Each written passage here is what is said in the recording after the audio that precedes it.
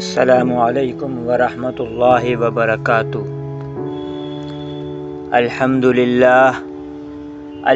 للہ رحمتہ ونستعینہ ونستغفرہ ونتوکل علیہ ونعوذ باللہ من شرور انفسنا ومن سیئات اعمالنا من یہد اللہ فلا مضل لہ ومن یضللہ فلا ہادی لہ ونشهد أن لا إله إلا الله وحده لا شريك له ونشهد أن محمدا سيدنا عبده ورسوله أما بعد أعوذ بالله من الشيطان الرجيم بسم الله الرحمن الرحيم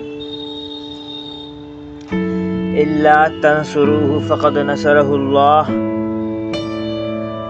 إذ أخرجه الذين كفروا في الحياة الدنيا إذ هما في الغار إذ يقول لصاحبه لا تحزن إن الله معنا فأنزل الله سكينته عليه وأيده بجنود لم تروها وجعل كلمة الذين كفروا السفلى وكلمة الله هي العليا صدق الله العظيم۔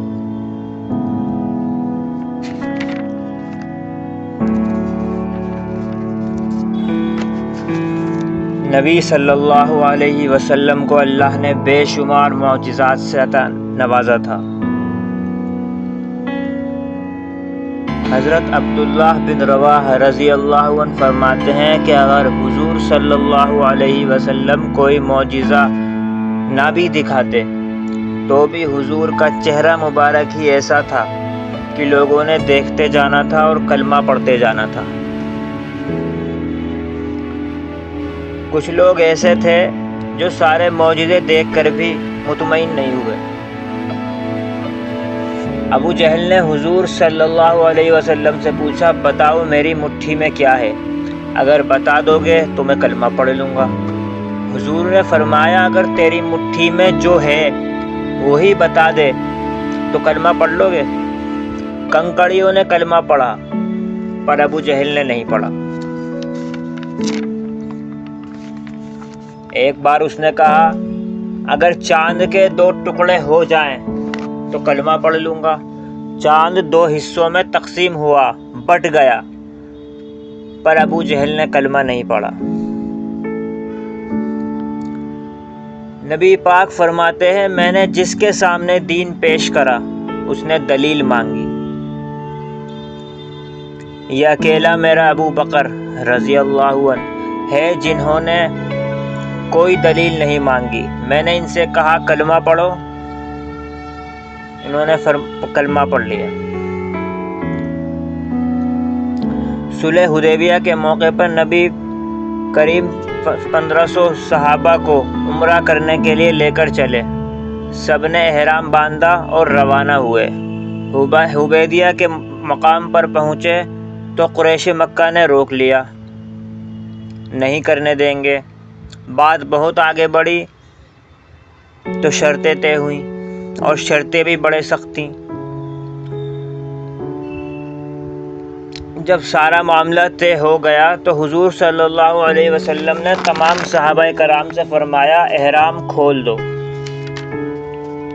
باقی صحابہ کرام پریشان ہو گئے اور ایک دوسرے کو دیکھنے لگے۔ سب سے پہلے حضرت ابو بکر رضی اللہ عنہ اٹھے اور احرام کھول دیا۔ ایک شخص نے پوچھا، آپ کو بڑی جلدی ہے؟ فرمانے لگے، اس میں جلدی والی کون سی بات ہے؟ حضور کے کہنے پر باندھا تھا، حضور کے کہنے پر کھول دیا۔ جس دن حضرت ابو بکر رضی اللہ عنہ نے کلمہ پڑھا تو 40,000 دینار ان کے پاس تھے۔ کچھ ہی دنوں میں سارے ہی پیسے حضور پر خرچ کر دیے۔ پھر پیسے کمائے، 4,000 دینار۔ ہجرت کی رات آئی تو سارے پیسے ہی لے کر نکل گئے۔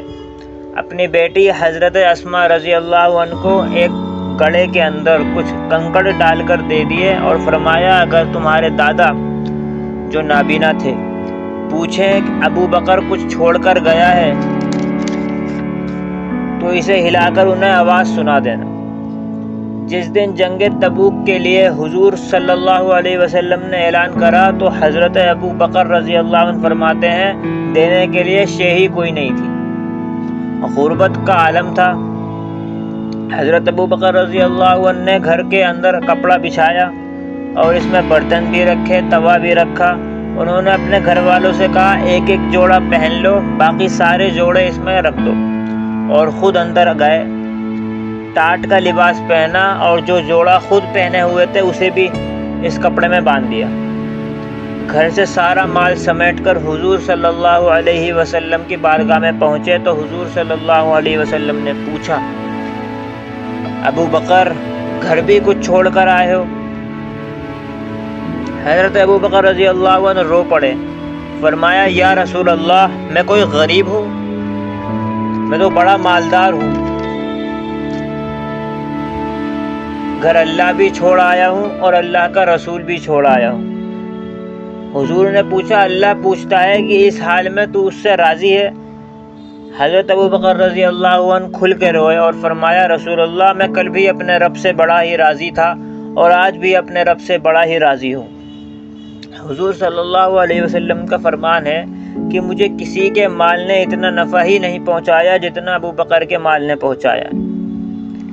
غار ثور میں جب حضرت ابو بکر رضی اللہ عنہ حضور کے ساتھ ہجرت کی رات پہنچے تو حضرت ابو بکر رضی اللہ عنہ نے اس غار کے سارے سوراخ بند کرے، کسی میں پگڑی پھاڑ کر رکھ دی، کسی میں چادر پھاڑ کر رکھ دی، ایک سوراخ رہ گیا تو وہاں اپنی ایڑی رکھ دی۔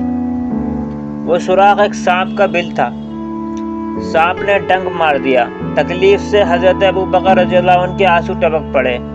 حضور صلی اللہ علیہ وسلم نے فرمایا پیر ہٹاؤ، اور حضور نے اپنا لعاب دہن لگایا اور حضرت ابو بکر کو آرام آیا۔ حضرت علی رضی اللہ عنہ فرماتے ہیں کہ بدر والے دن یہ طے ہو رہا تھا کہ حضور صلی اللہ علیہ وسلم کو سب سے زیادہ خطرہ ہوگا، تو ان کے خیمے کا محافظ کون بنے گا کہ اچانک حضرت ابو بکر رضی اللہ عنہ تشریف لے آئے۔ پوچھا کس بات پر بات ہو رہی ہے؟ حضرت علی رضی اللہ عنہ نے فرمایا ہم طے کر رہے تھے کہ حضور صلی اللہ علیہ وسلم کے خیمے کا محافظ کس کو بنایا جائے۔ حضرت ابو بکر رضی اللہ عنہ نے فرمایا طے کرنے کی کوئی ضرورت نہیں ہے، میں نے حضور سے کہہ دیا ہے کہ یہاں میں ہی کھڑا ہوں گا۔ حضرت ابو دردہ رضی اللہ عنہ نے پوچھا حضور آپ کے ساتھ کون کھڑا ہوگا؟ فرمایا کسی کی ضرورت نہیں ہے، انشاءاللہ میرے ہوتے ہوئے کوئی حضور تک پہنچ ہی نہیں سکتا۔ حضور صلی اللہ علیہ وسلم نے ایک دن فرمایا تھا کہ ابو بکر تو غار میں بھی میرا ساتھی ہے، غار میں ہی میرا ساتھی نہیں ہے، روز قیامت جب میں حوض کوثر پر ہوں گا تب بھی تو میرے برابر میں ہی بیٹھا ہوگا۔ ایک دن حضور کی بارگاہ میں بہت سے صحابہ موجود تھے۔ حضور صلی اللہ علیہ وسلم نے پوچھا آج روزہ کس نے رکھا؟ سب چپ رہے۔ حضور نے دوبارہ پوچھا تو حضرت ابو بکر رضی اللہ عنہ اٹھے اور فرمایا حضور اگر آپ حکم نہ دیتے تو میں نہیں بتاتا، یہ توفیق اللہ نے آج مجھے عطا فرمائی۔ حضور صلی اللہ علیہ وسلم نے فرمایا آج جنازے میں کس نے شرکت کی؟ حضرت ابو بکر رضی اللہ عنہ اٹھے، فرمایا حضور اگر آپ حکم نہ دیتے تو نہ بتاتا، یہ توفیق اللہ نے مجھے عطا فرمائی۔ حضور نے پوچھا آج کس نے مسکین کو کھانا کھلایا؟ سب خاموش رہے۔ ابو بکر رضی اللہ عنہ اٹھے اور فرمایا حضور یہ توفیق اللہ نے مجھے عطا فرمائی۔ حضور نے پوچھا آج کس نے لوگوں کو دین کی دعوت دی؟ حضرت ابو بکر رضی اللہ عنہ نے فرمایا حضور اگر آپ حکم نہ دیتے تو نہ بتاتا، یہ توفیق بھی اللہ نے مجھے عطا فرمائی۔ پھر حضور نے فرمایا ابو بکر روز قیامت جنت کا ایک دروازہ ایسا ہوگا جہاں سے صرف روزے دار گزریں گے، ایک ایسا ہوگا جہاں سے نمازی داخل ہوں گے، ایک وہ ہوگا جس سے حاجی داخل ہوں گے،